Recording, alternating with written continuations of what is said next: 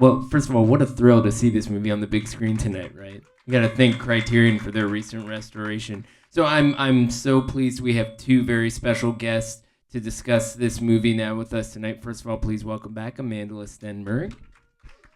And also, I want to make sure to synopsize her many credits to the best of my ability with the time that we have. So she is the inaugural executive director and chief curator of Eastville Community Historical Society of Sag Harbor, New York, the president of the Association of Suffolk County Historical Societies and cultural partner for Sylvester Manor of Shelter Island, one of the most outspoken advocates for the preservation and celebration of Long Island history with an emphasis on African American, Native American, and mixed heritage historical reconstruction. As a founding member and lead organizer of the Pierce Concert Action Committee, her work led to the rebuilding of the formerly enslaved Pierce Concert's homestead in Southampton Village. Really important to know about that. Check out Pierce Concert's grave right around the corner. Really important work. Lots of other amazing stuff, including being a teacher. Please welcome Dr. Georgette Krier-Key.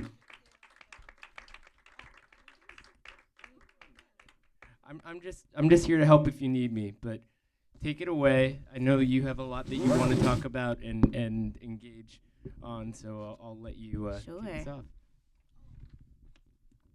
Let me open my notes. Well, here's a fun fact to start off with. Dash's original conception was for a short silent film about an African American family from the Carolina Sea Islands.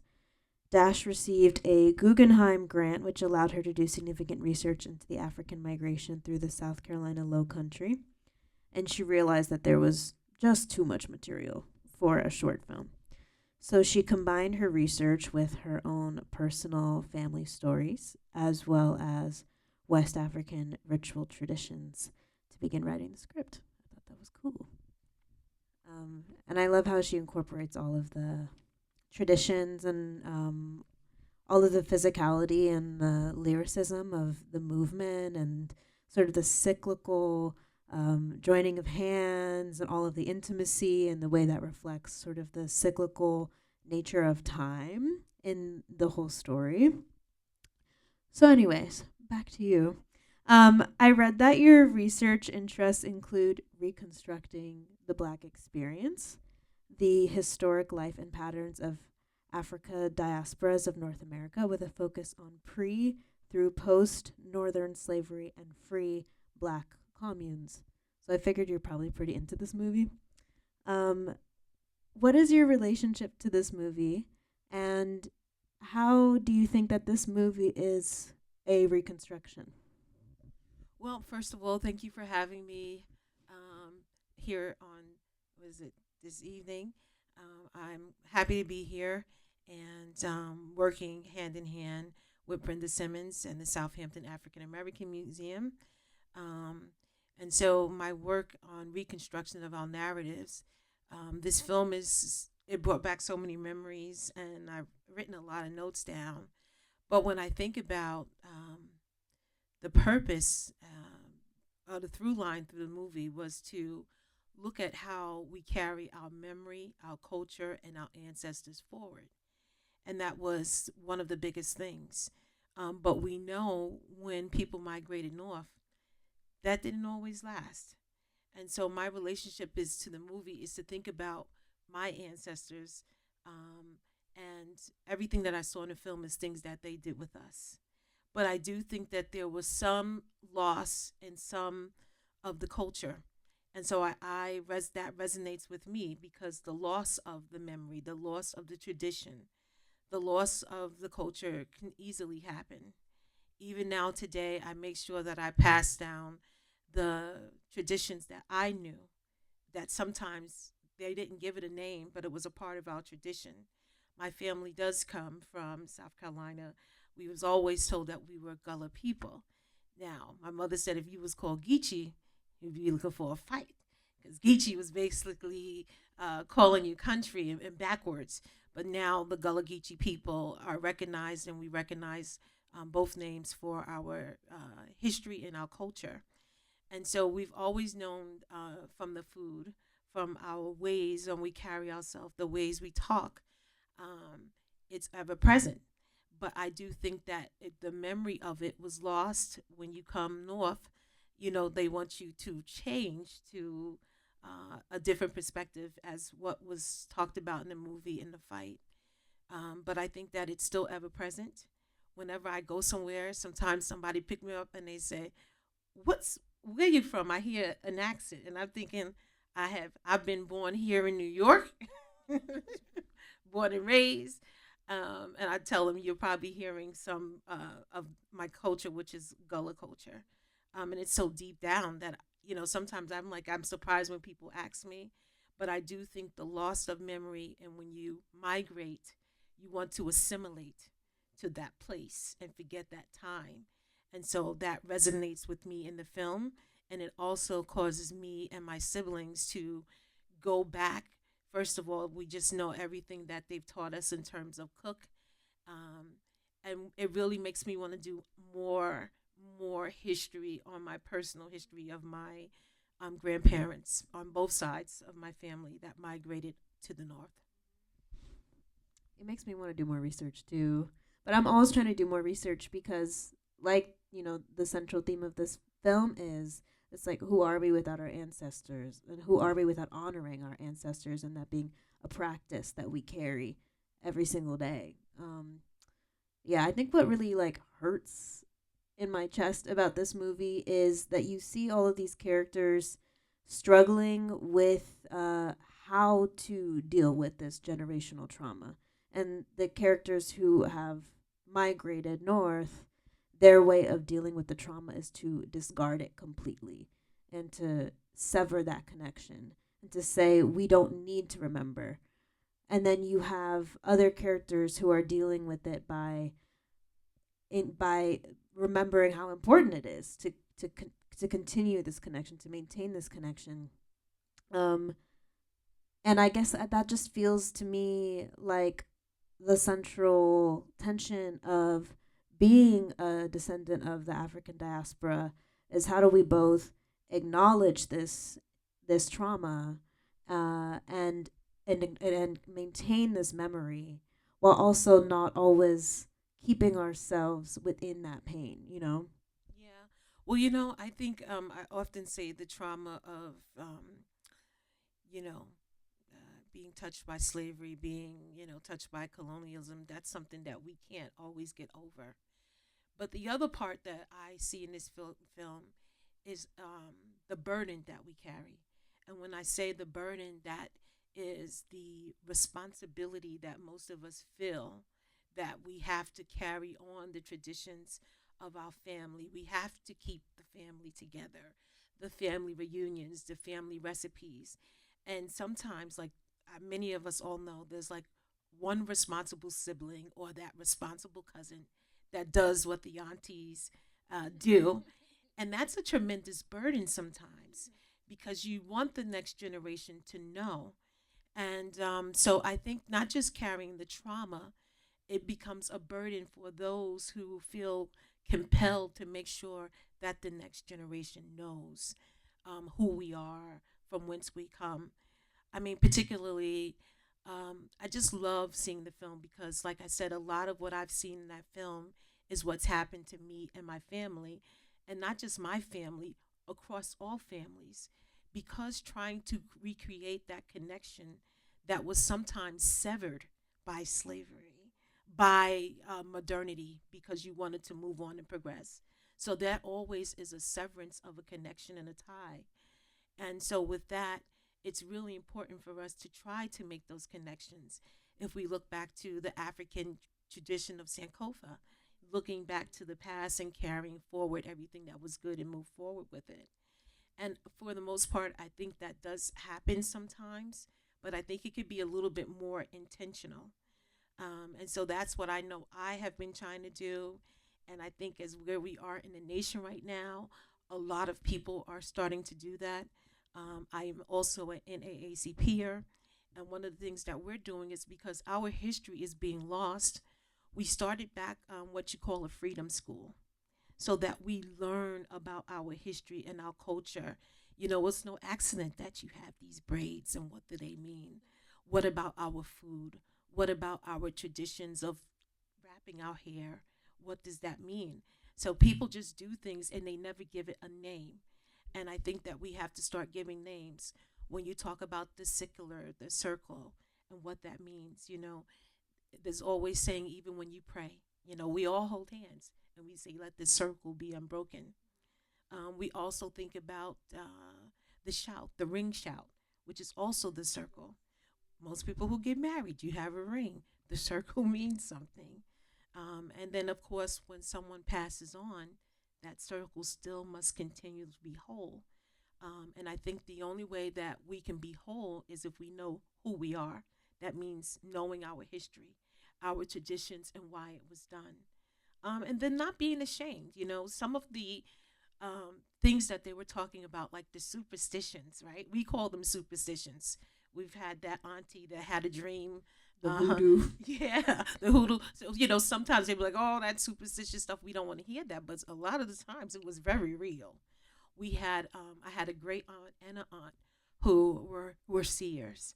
And listen, you didn't even want to get close to them because if they touched you, like they know what's going on, you know, and they didn't keep secrets.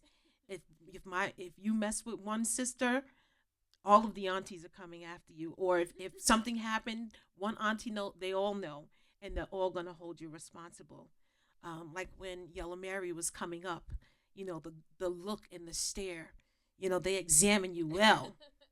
You know, they examine you. They don't even have to say nothing, and they know something's going on. So all of those things are still really true and present. And I'm just happy that I've been able to experience that in my family. And kind of like it travels on with our friends now. Our friends who come from similar backgrounds, we still have that same type of tradition going. Um, but it is one of the things that we can't forget. Like even, you know, when they talked about the rice fields, how dangerous that was to work in the rice fields, the indigo dyeing, you see their hands and what they did and what that did. So I just think it's a really important movie because, especially in 1991, you know what was going on in 1991? Hip hop was exploding. And so this movie is an exceptional movie because it was a time for us to look about where we come from. Another connection, even to Long Island, is that ship, the Wanderer. That ship, the Wanderer, I was was. gonna ask you if You, you could speak on that go a ahead. little bit. Go ahead. If you, I'll let you interview me. You got some more questions? Oh, well, I was just wondering, like the story of Ebo Landing and of the Wanderer is such a central component of this film, and rewatching, I realized that the story is told very lyrically throughout, but it's not necessarily explicitly told. So I was wondering if maybe you could speak on that a little bit. Yeah, I think that was beautifully done too because, like I said, a lot of the stuff that they were saying, it wasn't in your face, right? But it was all historical stuff and knowledge where it didn't just put it out there, but we can touch on, and it was beautifully done. Um, and I think that was purposeful too. And It's especially, a very loving way of doing it. absolutely, and not re traumatizing because Yes. there's some things, some parts that make you say, oh, but yeah, not to re traumatize people. And I think Ava DuVernay, she also does her films in that way. You know, like sometimes if something comes on your feed, you say, oh my God, I don't want to see this. And so that was beautifully and purposefully done in this film that we were not re traumatized. But it didn't walk away from the history and hide it, which is very important, but it did it in a sensitive way so that we don't forget that these things, although it's about this family connection, it's about love, it's about, you know, preserving their history, preserving the memory of their family members, and understanding first how they got there, right? And how they watched others come and what happened to them, and then creating that family that were not blood related because they were all on the island. We do that now. You know, you got some play cousins and play aunties. You know, everywhere you go. I'm older now, and so sometimes I say I see a young person. I don't even know if they were auntie. You know, I accept it because it's an enduring term. But I do think that when they make reference to slavery, when they talk about that wanderer ship was an illegal slaver. And I think they also mentioned in the movie, Sneed said, "Oh, slavery was ended all this time ago." And they looked at him and they says, "We don't think so. We've seen that ship." Yeah, right at the beginning. Yeah, and that wanderer was an illegal slave ship. It was here in the waters of Port Jefferson, and they reported that they saw this ship. The ship also is in the New York Yacht Club. It was originally a race boat, and it was so fast that nobody wanted to race it, and so then the illegal slavers bought the boat because it was so fast. But in the reports in Port Jefferson, it says that it knew it was an illegal slaver ship because the amount of water that it was carrying. So that was beautifully done. And then even, I think about when they said the people couldn't walk on water. That references just like that movie Beloved, when people would rather die and drown themselves than be subject to a life of slavery. That was also very beautifully done. Or then when they purposefully say Yellow Mary, we know how she got to be Yellow Mary. So there was also a lot of references to sexual abuse that happened on the island. But still, with all of that, you still see the strands of love, regardless, even with the new baby that also is through sexual, abuse. And you still see that they're trying to let him know, regardless, you're going to have to love that baby. That baby's a part of us, and it's our future. And their reference to children, too. I was thinking about the names that they said they were giving them in Sag Harbor. I adore her. Yeah, right? She's mine. And so I think about in Sag Harbor, one of the names that I love, her name is Wealthy Johnson, right? So they made sure to give these children names that were enduring, that they claimed, and these names were also about the hope for the future of who they would be. I feel so much hope in this movie. I think it's so lovingly made. It's so respectfully made. It's so carefully made.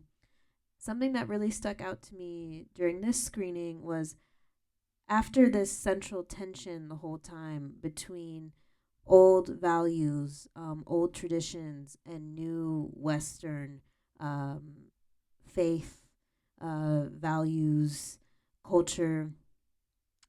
It really struck me how powerful the imagery was of the Bible wrapped with, the artifacts of Nana Pazant's divinity system. I guess I just wanted to open that up a little bit and talk about that. Yeah, well, I think that was really great. Most people don't realize that Christianity was in Africa before it was in Europe. And most African people accepted multiple religions. They were open to multiple. They said the sun, the stars, even to see the the Muslim writing in the book and the Muslim prayers that was happening. And even how the Christianity that came here, they still provided their Afrocentric beliefs to Christianity. And so while it was meant to be something that was used against them to make them docile and believe that, they were inferior, of course, they still continued their own practices and they incorporated it. And they made it uniquely African American. So that gives us the AME Zion churches. And again, I think it's about taking all beliefs and accepting them for what they are and what they give you. And I think that that's a misnomer where people think that, Christianity was a European religion, and it wasn't. It was in Africa first. But besides that, the fact that they were always open and accepting to other beliefs, but incorporated with their own. And you see in the end, Violet says she goes and does it because it has to innately feel right to you. And so although she was trying to fight in her spirit, in the end, she goes and she accepts the old and the new ways. And I think today that's done a lot more than people think of. think about it. If you really are intentionally soul searching yourself to find out what it is you believe in, and not just because your parents or your grandparents believe this way, now you believe that way, but it's also searching yourself and understanding what you believe and how you want to incorporate it in your life. My grandfather is a highly religious man, Pentecostal faith, but also very understanding of all religions. He knew all the Torah. He knew, the Quran. He knew all. And I also had a brother that was Muslim, two brothers that was Muslim. And so all of this was an acceptance to us because, again, coming from South Carolina, in my imaginative mind, I believe that he saw that just like it was on the island. So he was always very accepting to Catholicism. We used to fellowship with Lutheran, and so it's a belief that is secular as well, and not so much one-sided. But in terms of looking at the movie, I think finally coming together to say, you can have it all. We can do it all. We can believe it all and take what's good for us. Yeah. Yeah, and she says that all gods are the one God. You know, she disperses of that conflict in this beautiful image, this beautiful symbol. Um, I guess what can you tell us about Gullah communities now, or this coastal corridor? What can we, I don't know or reflect on? Yeah, well, they're still struggling. They're still struggling. Their ways of life, like you saw the seagrass baskets, places where they would sell, they can't sell. There's a lot of gentrification happening there. Brenda and myself actually was in South Carolina last year. So amazing, but you still see all of the development that's going on. I think there is some hope with the International African American Museum that is there, that's able to pull in a lot of the culture that's there, and the fact that they're on the same plane where slave ships actually docked and where we were. And so many people who were enslaved throughout this country, that's where they landed first, between there and Rhode Island, believe it or not. And so I think it's really important for us to understand the significance that they're still here, right?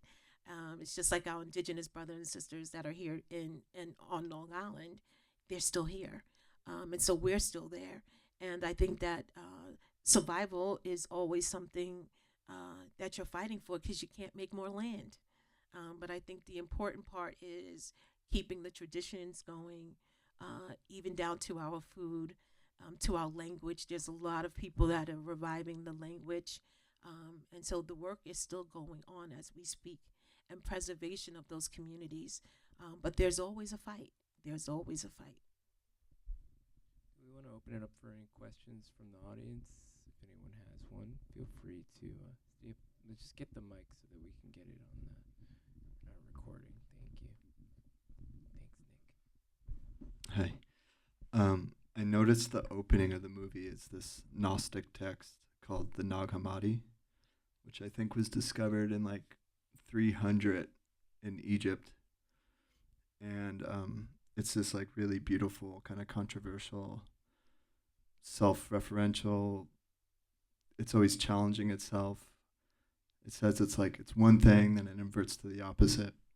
But yeah, what you were saying, how Christianity was kind of in Africa before, that's the first thing I noticed was like this text that's like, it's really beautiful text. It's very mysterious. And the guy that found it, his name was Muhammad Ali, and he was having conflict with like a neighboring village, and he was imprisoned for killing somebody. And when he got out, he realized that his mom had destroyed most of the text, baking bread, just burning the text that he found. And I just think that that's how fragile it all is, like history and heritage and everything. But yeah, that's all I gotta say. That was awesome. Yes. Any other questions for our experts up here? Let's get one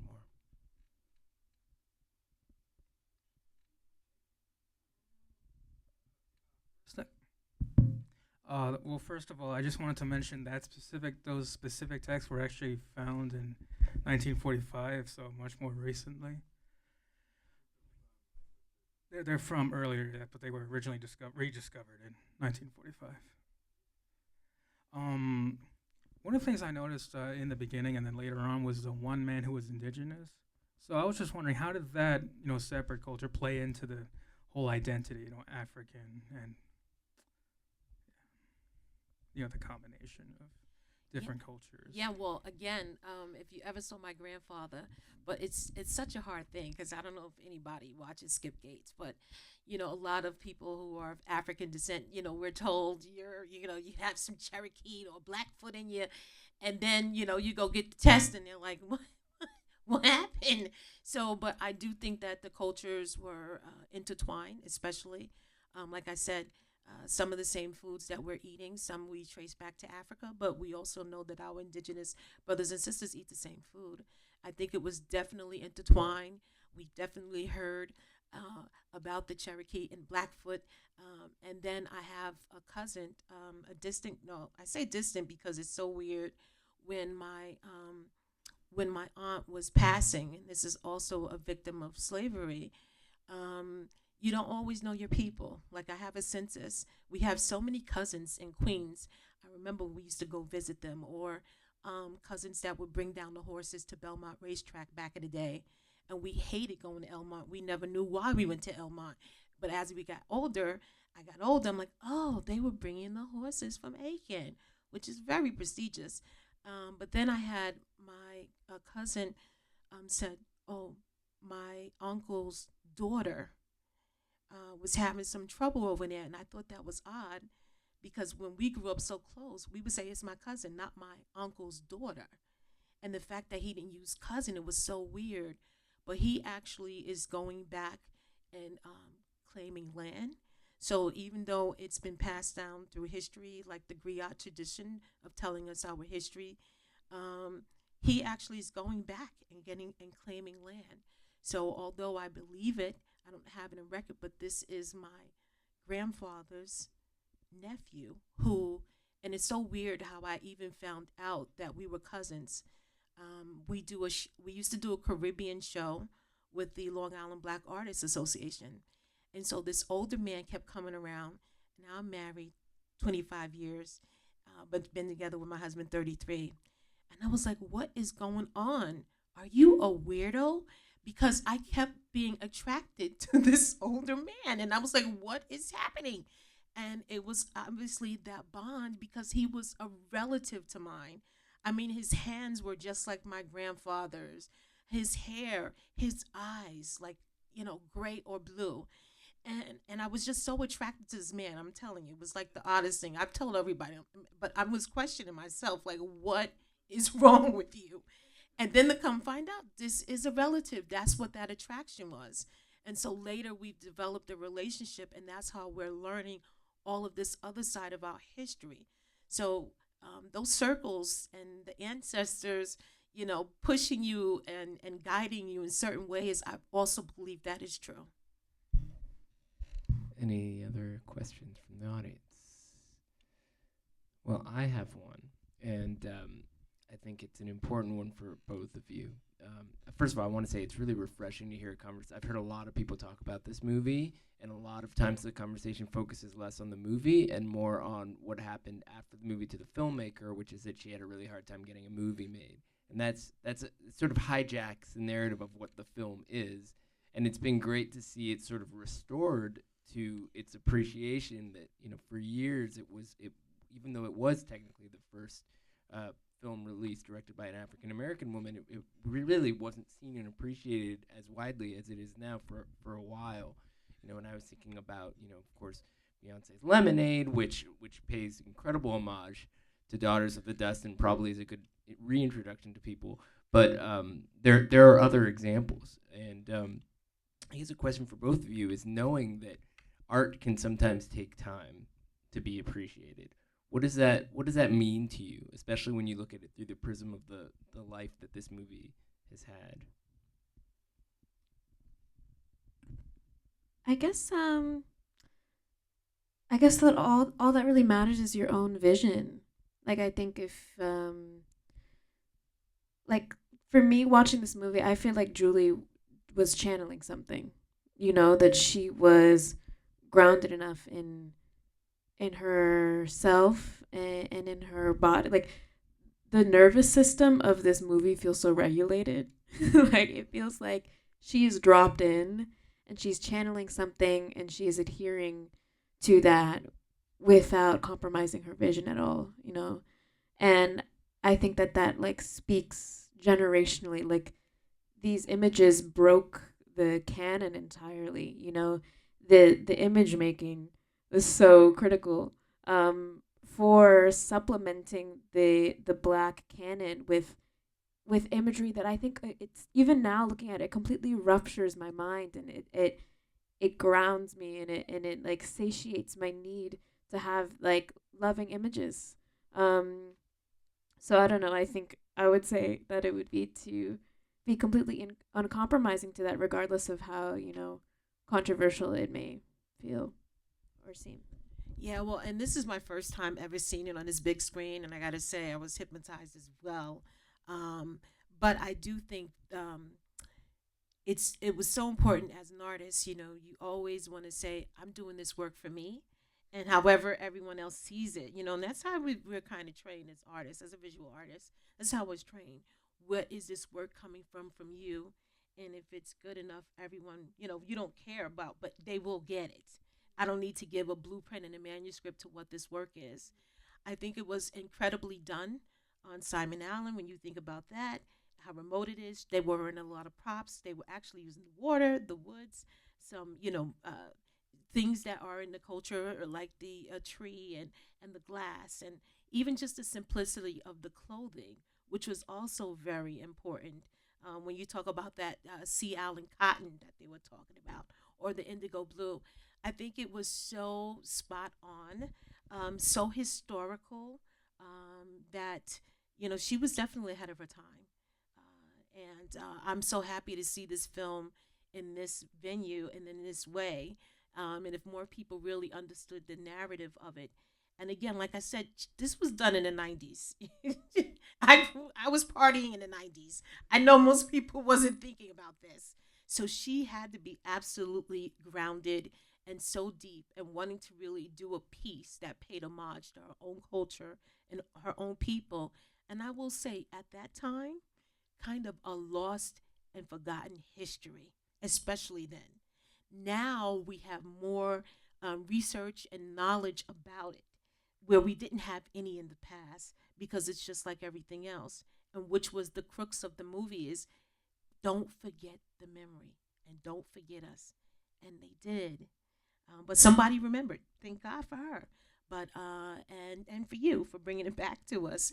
But I think that this is one of the classical pieces that's going to be around for a long time. It's used to teach and talk about these very issues. But I do think for a time it was forgotten. But she was absolute when she created this film, because there's so many things within it. I mean, we could teach probably a whole semester on this film if we broke down everything that was in there. Like, I have so many notes written down from the food, how they made the okra, how important the okra is, and the corn, and shucking it, and the greens, and the cornbread, that being important, and also about how they looked. My grandfather absolutely had a three-piece suit on all times. Like, you look at those men, they were dressed to the nines, and you're on a beach in the sand, and the pride that they took in themselves. But the one thing that I see, I see in my family, like, if you have elders, our elders, just like when you saw them, it was like you were the apple of their eye. And so that film said about how important the children were, but to feel that absolute love, unconditional love, that they saw their future in, and their survival of their generation that they didn't even know would survive because of slavery. So it was just a wonderful film. And like I said, we don't have enough time to really dissect it. It could be a whole course of a semester. But thank you. Well, Georgette, Amandla, I think I speak for everyone when I say please come back and do this again sometime. thank you so much for being here. Thank you, everyone, for sticking around. Thanks for coming. Yeah, What thanks a for having For wonderful having night. us. Great to Thank have you you. so much. And we can keep chatting in the lounge if you want to keep hanging out. Thanks, everybody.